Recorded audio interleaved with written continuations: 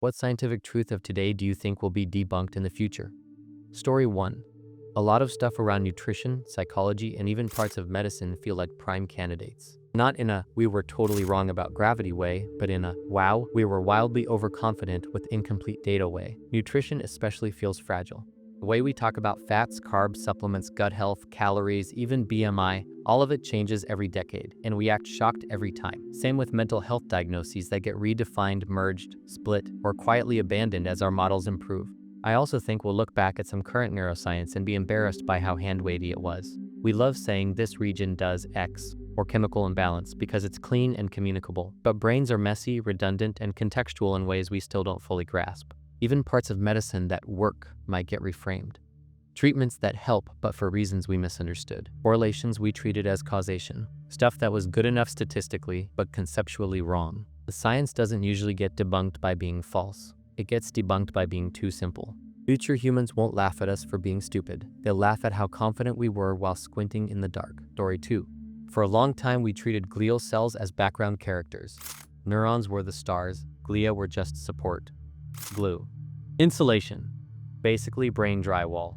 And now the more we look, the more that explanation feels embarrassingly shallow. There are way more glial cells than neurons. They're metabolically active, they communicate, they regulate signaling, they influence learning, memory, inflammation, development, and probably stuff we don't even have language for yet. At some point, it starts to feel statistically absurd that they're just there to hold the real thinkers together. The pattern fits science history perfectly. We find something, assign it a boring role because we don't understand it yet, and move on. Then decades later, we realize it was doing half the work the entire time. Junk DNA, the bacteria, dark matter vibes. My money is on glial cells being part of cognition itself, not just maintenance. Not they think thoughts, but that intelligence and consciousness emerge from neuron-glia interactions, not neurons alone. We've been studying the orchestra while ignoring the acoustics. If that turns out to be true, it won't mean neuroscience was wrong, just that we were focusing on the loudest signal and mistook it for the whole system. Story 3. Every time we think we found the smallest possible thing, it turns out to be a lie of convenience. Atoms were supposed to be indivisible. That's literally what the word means. Then we cracked them open and found protons, neutrons, and electrons. Then protons and neutrons turned out to be made of quarks. Then quarks stopped being solid and started behaving like vibrating probability blobs tied together by fields. And now we're not even sure if things are the right way to think about it. Particles might just be excitations in quantum fields, or strings, or something deeper we don't have math for yet. The closer we zoom in, the less it looks like Lego bricks, and the more it looks like abstractions arguing with each other. What's funny is how confident people are every time. This is it! Fundamental! Nothing smaller. And then a few decades later, oops, it turns out it's turtles all the way down again. So odds are good that whatever we currently think is the tiniest thing isn't. It's just the smallest thing our tools and theories can currently bully into giving answers. Physics doesn't keep finding smaller objects. It keeps discovering that object was the wrong concept all along. Story 4. Most things that cause cancer don't mean will cause cancer.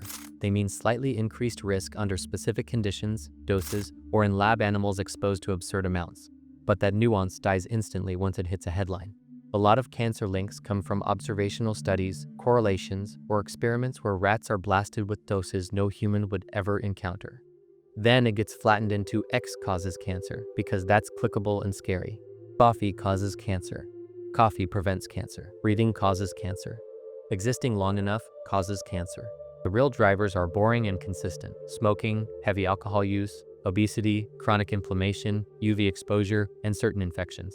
Everything else is usually tiny risk changes stacked on top of genetics and age. The problem isn't that science is lying. It's that uncertainty gets reported like certainty. Risk becomes binary. Safe versus dangerous. When reality is all gradients. But yeah, if you believed every warning, you'd never eat, drink, go outside, or touch anything ever again. Story 5. General relativity and quantum mechanics both work extremely well, but only in their own domains. Relativity nails gravity and large-scale structure. Quantum mechanics nails the tiny stuff. The problem is, they absolutely refuse to play nice with each other. When you try to force them together, the math explodes or stops making physical sense. That strongly suggests we're missing something fundamental. Not a small correction, but a conceptual piece we don't even know how to ask for yet. Historically, that's usually how big breakthroughs happen. Newton didn't just tweak equations. Einstein changed what space and time were. Quantum mechanics didn't refine classical physics. It replaced the idea of certainty itself. But the hunch is that both theories are incomplete in a very specific way. They're correct approximations of a deeper framework, the way classical mechanics is still right but not fundamental. Once that missing idea clicks, whether it's about space-time being emergent, information being physical, or reality not being continuous, the two theories might suddenly look like different views of the same thing. What's wild is that experiments keep confirming both sides independently, which means nature isn't broken, our description is. Physics isn't stuck because we're wrong, it's stuck because we're not thinking weird enough yet. Story 6. Psychology isn't useless, it's just early. A lot of it works empirically, patterns, therapies, interventions, but the underlying explanations are often vibes, metaphors, and models we know are incomplete. Rights, constructs, disorders feel a lot like pre-chemistry elements, helpful labels that gesture at something real without actually explaining the mechanism. As neuroscience advances, it's probably going to do to psychology what chemistry did to alchemy: aim goals, way firmer grounding. Once we can directly link behavior, emotion, cognition, and pathology to circuits, cell types, signaling dynamics, and development, a lot of psychological theories will look quaint. Not wrong, just blurry. You can already see it happening. Things we once described purely in psychological terms, addiction, depression, anxiety, learning, are slowly getting reframed as network problems, plasticity issues, prediction errors, or regulatory failures. The language is shifting from stories to systems. And like alchemy, psychology wasn't stupid. It was a necessary stepping stone. You don't get chemistry without people first trying to turn lead into gold. You don't get neuroscience without people first trying to explain the mind with the tools they had. Psychology won't disappear. It'll just get absorbed into something more precise and lose some of its mystique along the way. Story 7. The idea is that there's at least one more large planet in our solar system, way out past Neptune, on a ridiculously stretched elliptical orbit.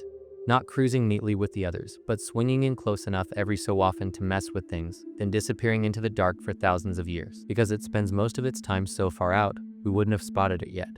But its gravity would still leave fingerprints. And those fingerprints might already be there. Odd clustering of distant objects, strange orbital tilts, stuff that doesn't line up cleanly unless something big and unseen is tugging on it. The theory says this planet could have influenced comet paths, asteroid influxes, maybe even long-term climate patterns on Earth in subtle ways we haven't fully connected yet. What makes it convincing is that this wouldn't be unprecedented. Neptune was discovered because Uranus was behaving weirdly. We've found planets before by noticing gravity doing something that shouldn't be happening otherwise. Oh, it's not mystery planet causes everything, it's we might be missing a major piece of our own backyard. And if it's real, it would mean the solar system is less stable and predictable than the tidy diagrams suggest. We like thinking we've mapped everything important nearby. History suggests that confidence usually ages poorly. Story 8, we'll probably find life pretty soon. Like microbial, boring but huge news life. Some biosignature in an exoplanet atmosphere, weird chemistry on a moon, something that makes scientists go, yeah, that's not rocks. Cue headlines about we're not alone, existential TikToks, and about 6 months of collective awe before everyone goes back to work. And then comes the quiet part. No radio replies. No signals, no alien internet, just centuries of listening and getting absolutely nothing back. Which is when the narrative flips. Instead of the universe is teeming with intelligence, we start realizing that life might be common, but intelligent technological civilizations are rare as hell, or incredibly short-lived, or deliberately silent. The scary conclusion won't be that we're alone. It'll be that we're early or late, or that intelligence tends to burn itself out before it can say hello. Microbes everywhere, ruins nowhere. Finding simple life will make the universe feel alive. Not finding anyone to talk to will make it feel lonely in a much deeper way. And that silence will say way more than any signal ever could. Story 9, you can't go faster than light looks rock solid right now, and every experiment keeps backing it up. Relativity has survived way too many tests to casually throw it out. So yeah, FTL, as we imagine it, is probably a no-go. But the important part isn't speed, it's incompleteness. General relativity and quantum mechanics both work insanely well, just not together. The moment you try to describe gravity at quantum scales, everything falls apart mathematically. That's not a small glitch. That's a sign something foundational is missing. Historically, when physics hits that kind of wall, it's not because the equations are slightly off, but because the concepts are. So it's very possible neither theory is wrong, just incomplete. Like Newtonian physics wasn't false, it was just a special case of something deeper. Whatever quantum gravity ends up being might reframe space, time, causality, or locality in ways that make today's impossible ideas differently constrained, not magically allowed. It means our current rules might turn out to be approximations that break in extreme regimes we haven't touched yet. Sci-fi probably won't get FTL the way it wants. But physics has a long history of saying never right before saying, well, actually. Story 10. The idea that we can just keep dumping antibiotics into kids, livestock, and the environment and somehow stay in control of bacteria is pure wishful thinking. Antibiotics aren't magic weapons, they're selective pressures. Every time we use them casually, we're training bacteria. End the weak ones, leave the resistant ones to thrive. Evolution doesn't care about our intentions. What makes it worse is scale. It's not just medicine, it's agriculture. Tons of antibiotics used not to treat disease, but to prevent it or boost growth. That turns entire farms into resistance factories. Then those bacteria spread.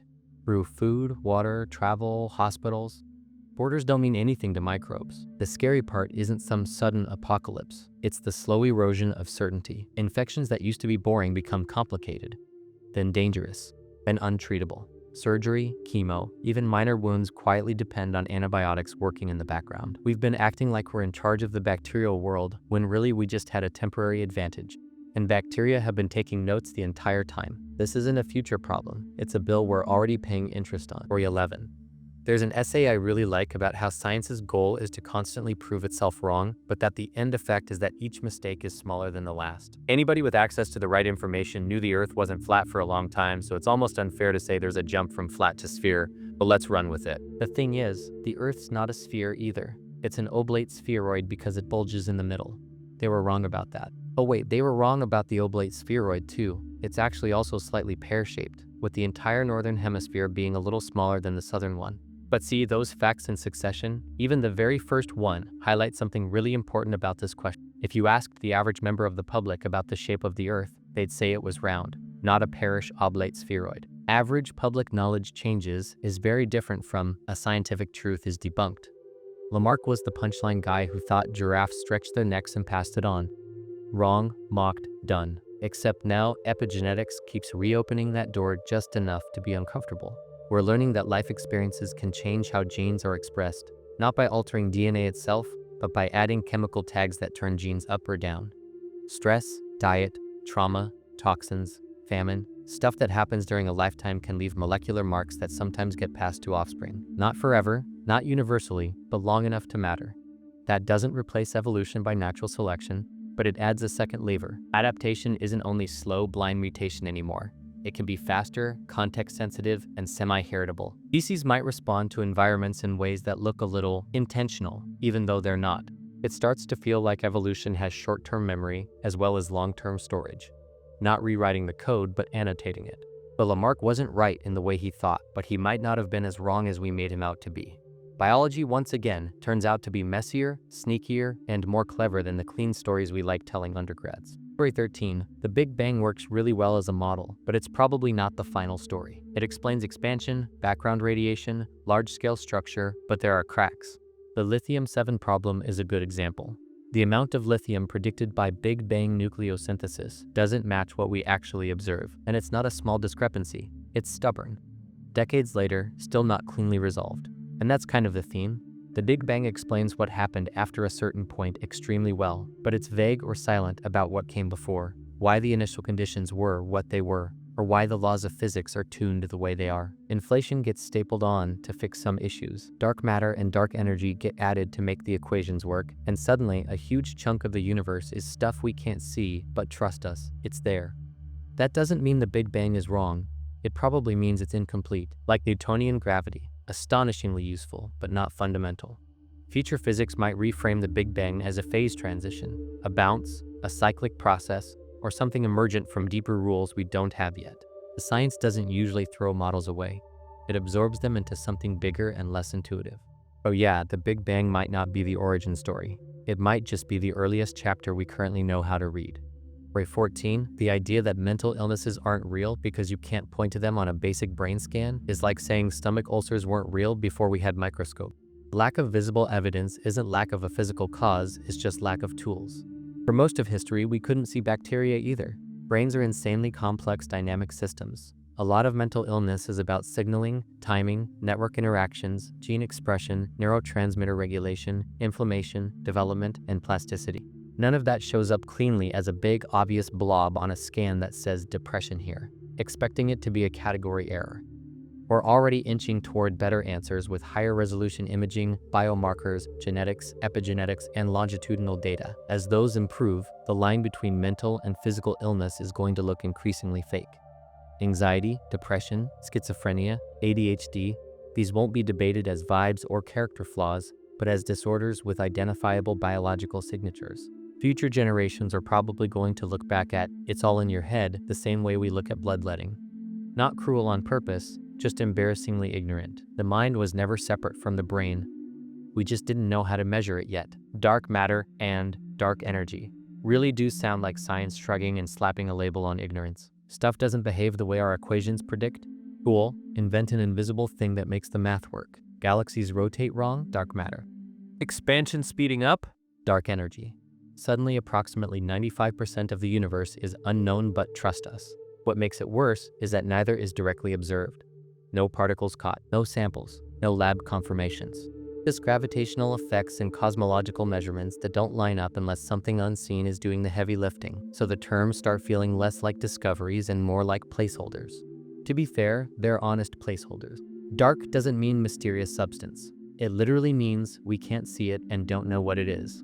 But culturally, yeah, it's become a bit of a get-out-of-jail-free card. Instead of questioning whether gravity itself might behave differently at large scales, or whether our models are incomplete, we keep adding invisible components to save the framework. History isn't kind to that approach. Epicycles worked too, until they didn't. Chances are future physics will either explain dark matter and dark energy in concrete terms, or absorb them into a deeper theory where they disappear entirely. Either way, we'll probably look back and realize we were naming shadows cast by equations we didn't fully understand. Dark might just mean temporary. Story 16. Plate tectonics clearly works as a model. It explains earthquakes, volcanoes, mountain ranges, seafloor spreading. The receipts are there. But the part that still feels hand-wavy is the engine. Ask 10 geologists what actually drives plate motion, and you'll get variations on mantle convection, followed by a lot of qualifiers and diagrams that quietly admit we don't really observe most of it directly. Right now it's a mix of ideas: slab pull, ridge push, convection cells, gravity doing weird things, and hot rock that behaves half solid, half fluid. It works mathematically and descriptively, but it doesn't feel like the final explanation, or like a successful approximation. History says that's dangerous territory. When a theory explains what happens extremely well but is fuzzy on why, that's usually where the next revolution shows up. Some deeper mechanism, energy transfer, phase changes, chemical gradients, unknown mantle behavior, will probably reframe the whole thing without throwing it out. And yeah, that'll piss people off. Not because they're wrong, but because they built careers on a version of the story that turns out to be incomplete. Same thing happened with Newton, same thing with continental drift before plate tectonics was accepted in the first place. So plate tectonics won't die, but the what actually makes the plates move chapter is probably getting a rewrite. Science loves doing that right after everyone gets comfortable. Story 17, general relativity works absurdly well. It predicts black holes, gravitational waves, time dilation, stuff we've directly measured. But we also know for a fact that it cannot be the final theory. The moment you try to apply Einstein's gravity at quantum scales, the math just breaks. Not needs refinement breaks. Nonsense infinities breaks. Newtonian gravity was already demoted to an approximation once Albert Einstein showed that gravity doesn't act instantaneously and is tied to spacetime itself, with effects limited by the speed of light. That was a clean upgrade. This time, it isn't. Gravity is the odd one out. The other forces play nicely with quantum mechanics. Gravity refuses. We can quantize everything except spacetime itself, which is a pretty big problem when spacetime is the stage everything else happens on. So yeah, gravity is already broken. We just don't have the replacement yet. Whatever fixes it probably won't look like a tweak. It'll be a conceptual shift on the scale of relativity or quantum mechanics themselves. Space, time, mass, or even causality might turn out to be emergent, not fundamental. That's the uncomfortable truth. Our best theory of gravity is both stunningly correct and fundamentally incomplete, which means the universe is still keeping at least one really important secret. Story 18. Space feels like the final frontier because it's big, dramatic, and visibly hard. Rockets, planets, stars, very cinematic. But it's probably just the next frontier, not the last one. We're already running into walls that space alone doesn't solve. The real frontiers look smaller and stranger. Consciousness, emergence, the nature of time, but information actually is, how complexity bootstraps itself out of physics. We don't even understand our own brains yet, and we're already talking about colonizing Mars like that's the endgame. Even in physics, the big mysteries aren't what's out there, they're what is reality made of. Space-time might not be fundamental, gravity might be emergent. The universe could be more like a process than a place. Exploring more stars won't automatically answer that. And historically, frontiers stop being frontiers once you map them. The ocean was a frontier. Continents were frontiers. Space will eventually be infrastructure, commute routes, dead zones, rules, and regulations. The real final frontiers are the ones that don't sit politely in 3 dimensions and don't care how good your engines are. Ritalia, space is just where we're looking right now. Story 19. I think it's mostly a way of approaching problems. We will hopefully realize that when we isolate things, we just won't get the information we need to make informed decisions, especially in the US where we don't follow the precautionary principle. I would love it if scientists adopted a more holistic approach to research and study so we could catch things earlier. An example, the way chemicals interact with each other versus testing them in isolation for effects when they will likely be found together in real-life applications. In another way, the import of exotic life forms to combat problems with invasive species. Hell, even nurseries selling invasive species for ornamental gardening drives me crazy. Also, the questions we ask about certain things. People ask if GMOs are safe and focus on whether it's safe to have genetic material from one thing in another thing. But what about whether the application of said technology is harmful or beneficial? It makes sense to use it to feed more people. What doesn't make sense is using it to dump crazy amounts of Roundup on your crops. That runoff is indeed an environmental problem, and surprise, surprise, pests and weeds still adapt to deal with it, but the stuff downstream gets all sorts of messed up. But yes to human good, no to industrialized agriculture with no holds barred. I'm not sure why so many people are so black and white about it. Also, our understanding of consciousness and intelligence as it relates to other life forms. There are different types of intelligence and awareness. We have one kind. I think we vastly underestimate other animals because theirs is a different sort. Story 20.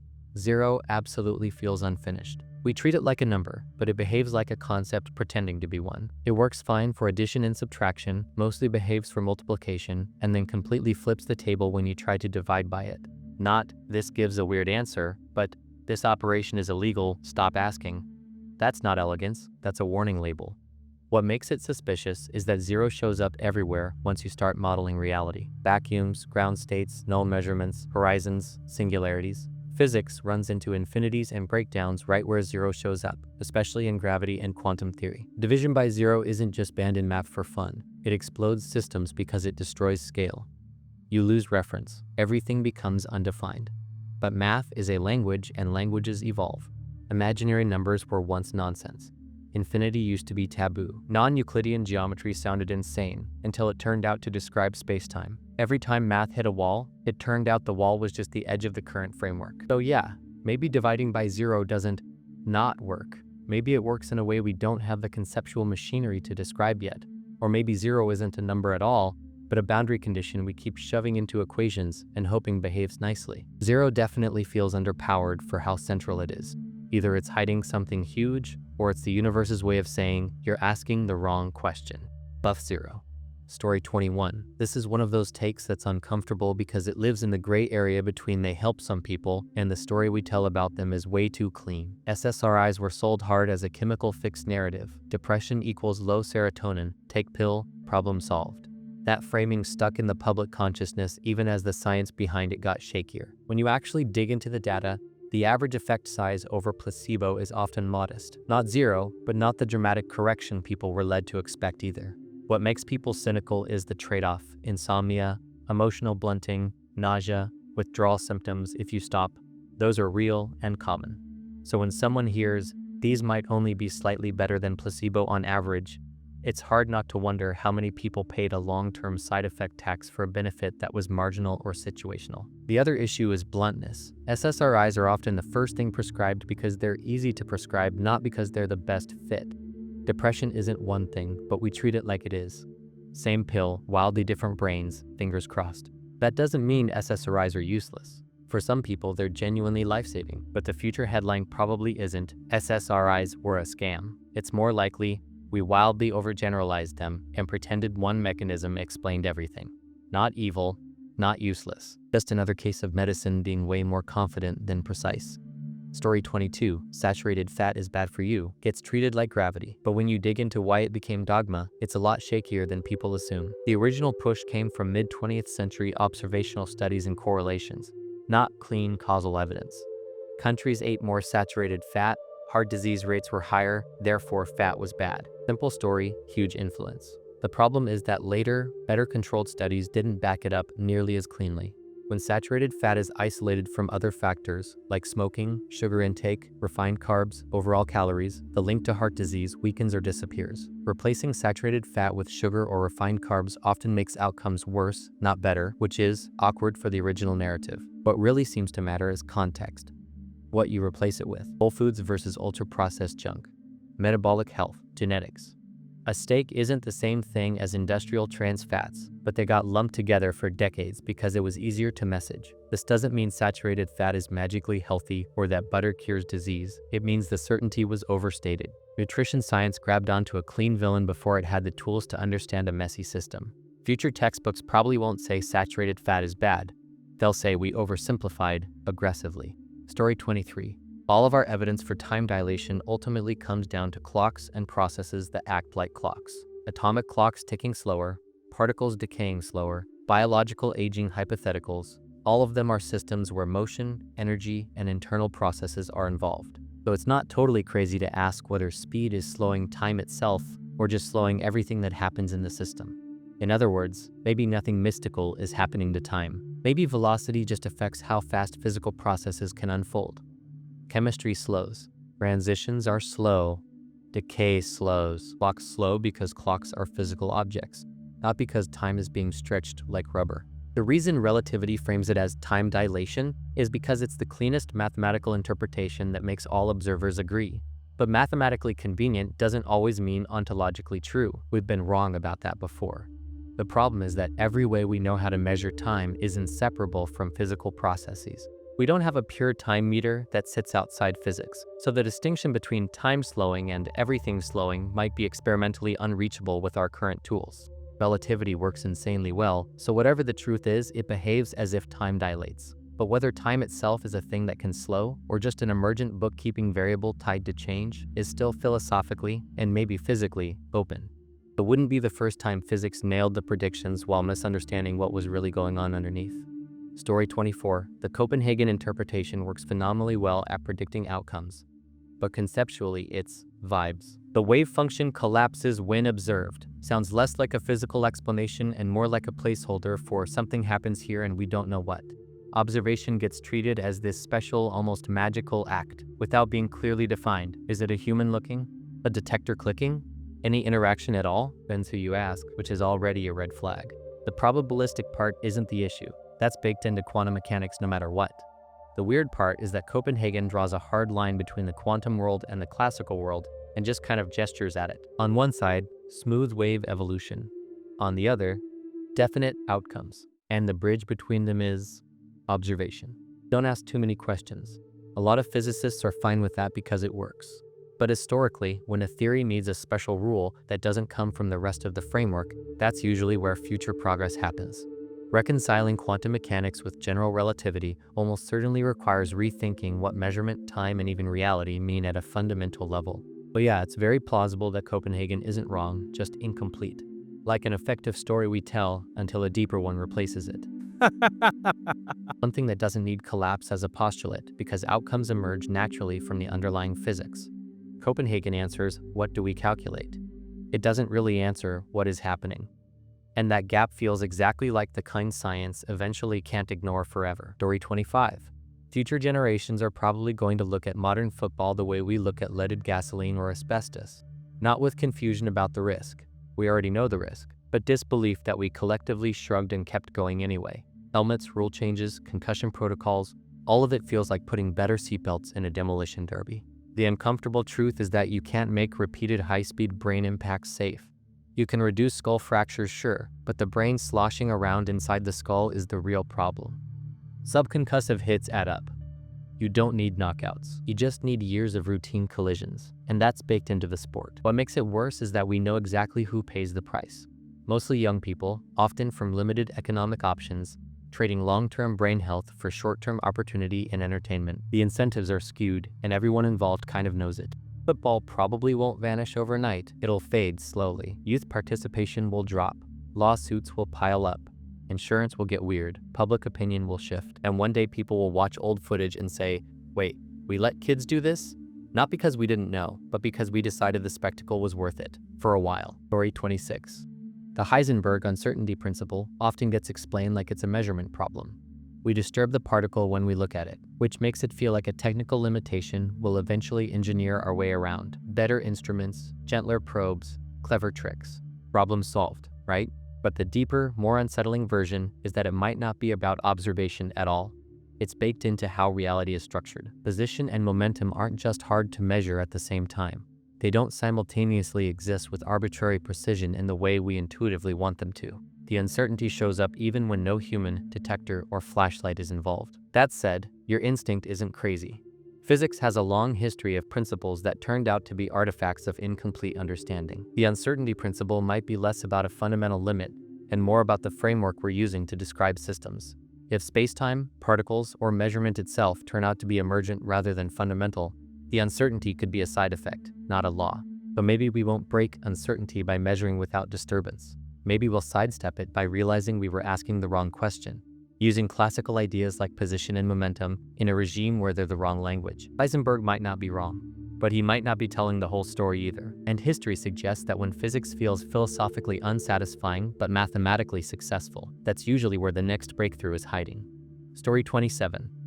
Right now we talk about mental illness like it's mostly an internal flaw. Bad wiring, broken chemistry, defective brains. That framing is convenient, but it might turn out to be wildly incomplete. A growing chunk of research already hints that infections, immune responses, inflammation, gut microbes, and prenatal exposures can have long-term effects on mood, cognition, and behavior. Add in trauma, especially early, chronic trauma, and suddenly the brain did this on its own starts looking like a lazy explanation. If future science keeps going this way, we might discover that a lot of what we call mental illness is the brain responding appropriately to external insults. Pathogens altering development. Immune systems are stuck in high alert. Stress hormones rewiring circuits meant to keep you alive, not happy. From that angle, the brain isn't ruined. It's adapted to hostile conditions and just never got the memo that the danger passed. That would be a huge cultural shift. Instead of telling people this is just how your brain is, we'd be asking, what happened to you? Or what got into the system? Mental illness would look less like a personal defect and more like injury, infection, or aftermath.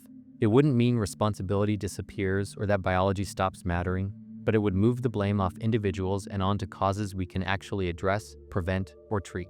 If that's where we end up, future generations may look back at chemical imbalance the same way we look at blaming demons or weak characters. An early story that pointed in the right direction, but missed the real source entirely.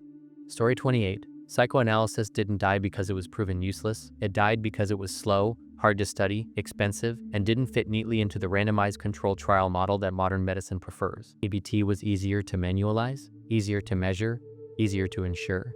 So it won the institutional fight, not necessarily the conceptual one. What's funny is that as neuroscience and psychology mature, a lot of Freudian and post-Freudian ideas keep sneaking back in through the side door. Unconscious processing, defense mechanisms, internal conflict, early developmental experiences shaping adult behavior, transference-like dynamics, all of these now have empirical support. They're just described in cleaner, less taboo language. Psychodynamic therapy in particular keeps showing effectiveness for neurotic disorders, often with benefits that increase after treatment ends, which is awkward if you've already declared it obsolete. The brain doesn't seem to work like a simple input-output machine that you can retrain with worksheets alone. Narrative meaning, relationships, and long-term patterns matter. But yeah, psychoanalysis wasn't wrong. It was early, messy, and overconfident in places. But calling it debunked feels like declaring alchemy useless right before discovering chemistry was built on half its ideas. The psyche didn't suddenly become simple just because we wanted it to. Story 29. Right now we mostly treat consciousness as an accident. Neurons fire, complexity happens, and somehow experience pops out like exhaust fumes. Useful maybe, but not fundamental. Just a side effect of biology doing its thing. That framing works until you actually sit with the problem and realize we have no idea how subjective experience arises at all. As physics keeps stripping reality down to abstractions, fields, information, relationships, probabilities, It starts getting weird that consciousness is the one thing we directly experience and yet treat as secondary. Everything else is inferred, worked decisions and methods. Consciousness is the only thing that's never optional, yet we act like it's an afterthought. I wouldn't be surprised if future science treats consciousness the way we treat space-time now. Not a thing in the universe, but part of what the universe is. Not magic, not mystical, just fundamental in a way we didn't have the language for yet. Something that biology doesn't invent so much as organize.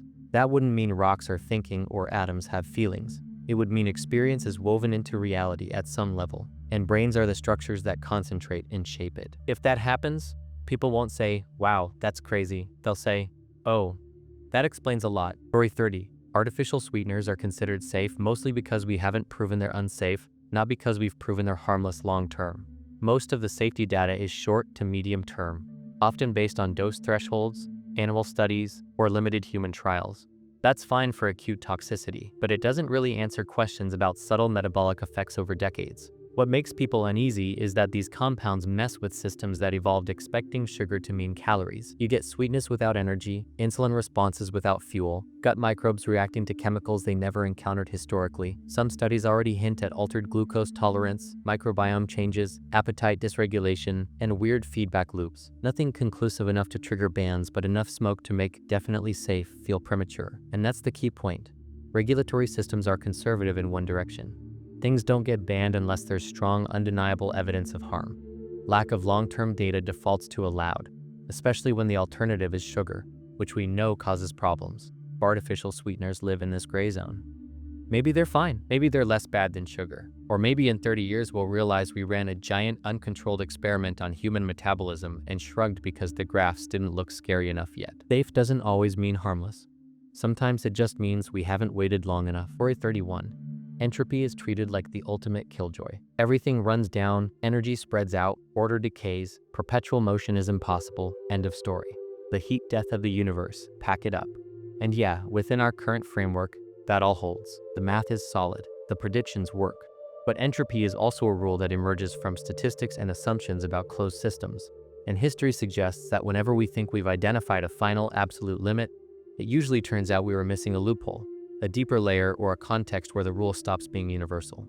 Life itself already looks like an entropy cheat, locally increasing order by dumping disorder elsewhere. Intelligence does it better. Technology does it even better. None of that violates thermodynamics, but it shows that inevitable decay is a lot more nuanced than the popular version makes it sound, so maybe we won't defeat entropy outright. But we might learn how to route around it, delay it absurdly long, or redefine what closed system even means once we understand space-time, information, and energy at a deeper level. If entropy turns out to be emergent rather than fundamental, all bets are off. Or maybe entropy really is the final boss, and the universe is on a timer no one can stop. Either way, betting against human curiosity has historically been a bad idea. Story 32. The scientific method as we practice it now is already under strain. Funding pressure, published repairs incentives, tiny sample sizes, p-hacking, journals chasing headlines, and preprints circulating long before proper review. It still works better than anything else we've got, but the cracks are showing.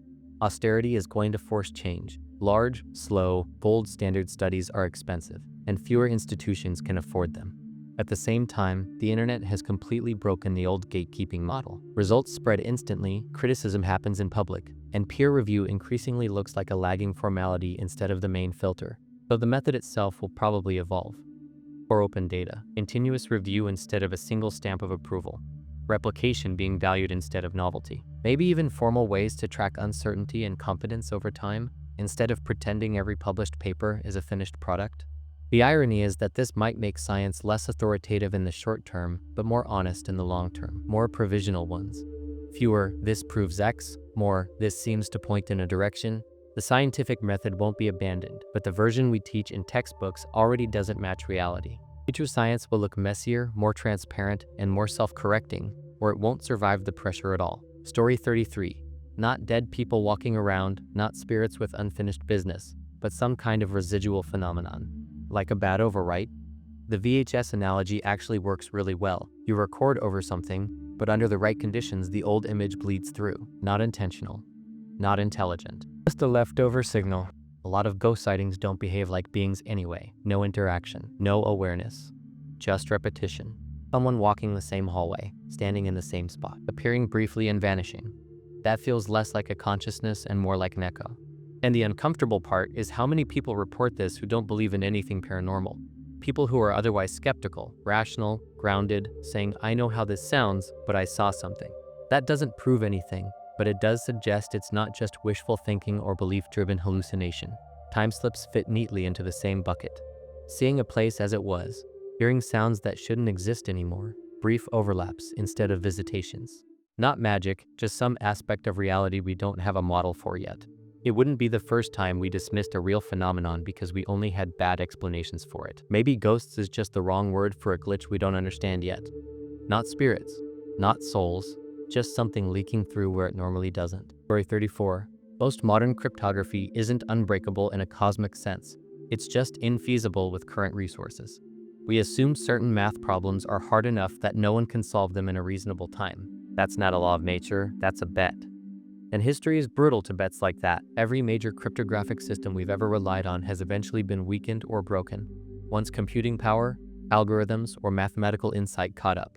Sometimes it's brute force. Sometimes it's a clever shortcut no one saw coming. Sometimes it's an entirely new computing paradigm that makes the old assumptions irrelevant. Quantum computing is the obvious threat everyone points to, but honestly, it might not even be the thing that does it. A new algorithm, new hardware architecture, or a breakthrough in number theory could be just as devastating. Crypto usually dies not with a bang, but with an, oh, well that's unfortunate. When it happens, it won't mean secrecy is impossible forever. It'll mean we migrate again, patch again, and pretend we always knew this was coming. Cryptography isn't about being unbreakable. It's about staying ahead of the break. Story 35, adrenaline and cardiac arrest is basically reflex at this point. It's been baked into protocols for so long that people assume it must help. But when you actually look at the data, it gets uncomfortable fast. A lot of retrospective cohort studies show that while adrenaline can increase short-term markers like return of spontaneous circulation, it doesn't clearly improve survival to discharge, and in some cases is associated with worse neurological outcomes. The awkward part is that for something this standard, there's never really been a clean, definitive, randomized controlled trial that settles the question. It's mostly been, this makes physiological sense, plus tradition, plus we have to do something. Once that momentum builds, it's incredibly hard to stop and ask whether the intervention itself is part of the problem. Adrenaline might get the heart beating again, but at the cost of microvascular damage, increased oxygen demand, and impaired brain perfusion. So you get pulses back, but not people back, which raises the grim question of what outcome we're actually optimizing for. If the UK trial comes back showing minimal benefit or harm, it's going to force a really uncomfortable reckoning. Not because anyone was malicious, but because medicine sometimes keeps doing things long after the evidence turns mushy. This wouldn't be the first time we discovered that a standard of care survived more on inertia than proof.